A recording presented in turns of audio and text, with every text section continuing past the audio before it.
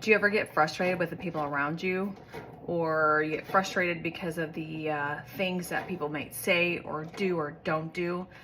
I came across Quentin's phone the other day, again, as I was kind of scrolling through some things, looking for some different things for business and taxes and whatnot. And I come across his phone, and he had a whole list.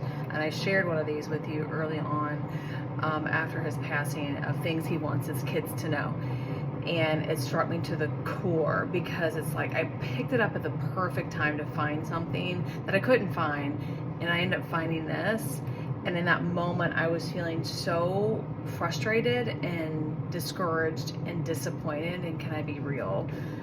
Like, questioning, like, why would they do that? Why not? Would they not do this? And just kind of the feeling a little discouraged in other people, you know what I mean? Like disappointed.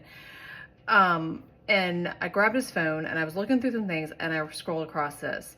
And one of the many of things, I'm going to call them Q-isms. It's not what he called them, but it's what I started calling them after he passed away, are these little Q-isms that I would see, or little nuggets of wisdom that Quentin would pour into our kids. And it says, you can control exactly one thing in life: yourself. The rest, you must let go. And he didn't expand on it. He just wrote it very matter of fact, very much Quentin style. Friends, in that moment, I had to remember, yeah, I may have been disappointed. Yep, they should have done this, or I should have done this, or if I were them, I would have done this. But the reality is, you can only control one thing, and that's yourself. So I'm not saying not to have expectations for other people or expectations for people to rise up, but be mindful that you have to keep that in check. We always have a tendency to judge people by their actions, when what they are doing is judging themselves by their intention. Hear that again. We have a tendency to judge people by what they do or what they say. And people always judge themselves, and rightfully so, because we do too, because it comes from a place, right, that they're trying to do the best that they know how, or at least we're going to give them credit for that. They're coming from a place of what they intended to mean, or intended to do, or intended to be there for you.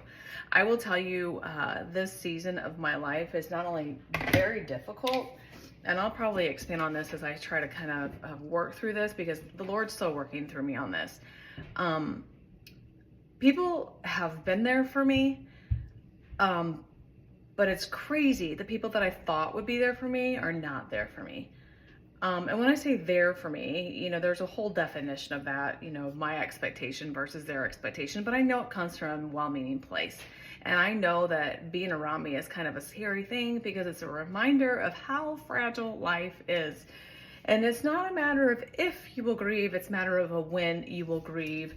And we all go through the loss of people in our life, and it's just a really scary thing to be around, to come to face with a realization that life is really that fleeting.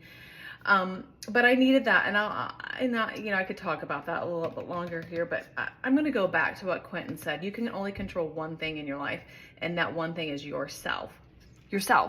So if you're expecting all these people to do things for you, or expecting all these people or this one person to say something right, you know, or to make you feel a certain way, the reality is you got to give that up. The one person that you can control is yourself. And so if you constantly work on having the Lord refine you and renew your mind, give you the eyes and ears to hear, to see the things that He wants you to be part of, then I truly feel that that's the only thing that you can do. You can't control what people say. You can't control whether people want to be part of your life or not. You're just gonna have to let that go. All that energy that you're spending on all the things, wishing and wanting and expecting, start channeling that energy into being the person that you want to be, that you would want someone to be for you. Start channeling that energy in a different way. Oh, I wish my spouse would do X, Y, and Z. Instead of saying, oh, it's his fault because we never do X, Y, and Z. Instead of saying those things, realize the only person that you can control is yourself. Wake up this morning and say, I want him to do X, Y, and Z, but I'm going to zip it, and I'm going to do X, Y, and Z. I'm going to step out and serve. I'm going to step out and love. I'm going to step out and do the things that I so desperately want somebody to do for me. And that's what I can control. So again, he says right here, you can control exactly one thing, yourself. Yeah, the rest, you must let it go. And that's what I'm going to end on today as we head to church. Stop giving the energy to all the things that you wish somebody else would do or say, or expectations of somebody else that sometimes are just unrealistic. Let's just be honest. The one person that you can change is yourself. Everything else, let go.